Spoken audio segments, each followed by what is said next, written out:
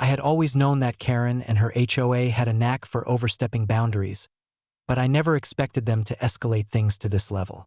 One afternoon, I was working on repairs near the barn when I noticed police vehicles approaching at high speed. My first thought was alarm, but then I saw Karen, clipboard in hand, marching behind the officers, waving her arms like she was leading an army. According to her, the HOA had called the cops on me for noncompliance and trespassing on what she claimed was community property. I raised an eyebrow and approached calmly. "Karen, I'm not part of the HOA. This is my land. You have no jurisdiction here." Her response was typical: indignation, shouting, and citing bylaws that were irrelevant to me. She pointed at the officers and said, "They'll enforce the rules. You're in violation." The officers, looking confused, stepped forward.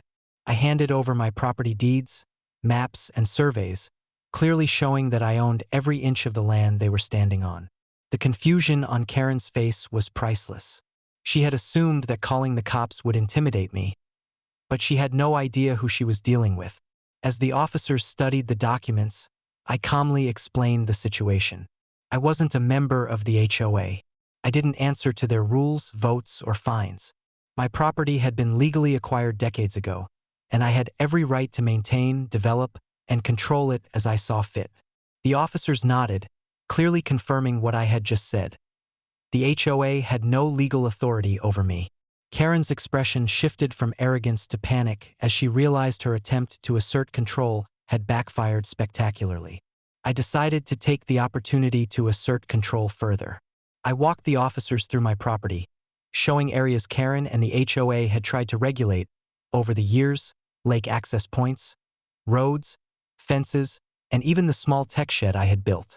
Each instance of supposed violation was clearly within my property lines. I showed documented evidence of past incidents, including times when HOA members had trespassed without permission. Karen's credibility crumbled with every step. By the time the officers finished their inspection, they were thoroughly on my side. Karen tried to argue again, but they politely reminded her that the law only recognized legal ownership and property rights, not HOA bylaws when applied to non-members. She was left speechless, standing in the middle of my property with a clipboard that suddenly seemed meaningless. After that day, I implemented additional security measures. Cameras, motion sensors, and gate controls ensured that any future attempts to intimidate me or assert control would be documented in real time. Karen made a few feeble attempts to rally neighbors and board members, but word of her failure had already spread. Everyone understood that I was not just a ranch owner. I was someone who knew their property, knew the law, and wasn't afraid to defend my rights. The final irony?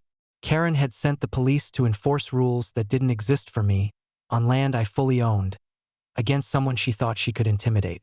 Instead, she ended up humiliated, legally exposed, and publicly embarrassed. From that point on, any attempt by the HOA to interfere was met with calm confidence and a polite reminder: I am not in the HOA. I don't answer to you. You have no authority here. That incident became a turning point. It wasn't just about defending property. It was about asserting dominance, setting boundaries, and showing that attempts at bullying on land that isn't yours can backfire spectacularly. Karen learned the hard way that some people don't just own land. They own knowledge, preparation, and the law on their side. From then on, I controlled the narrative, my property, and every inch of my ranch without question.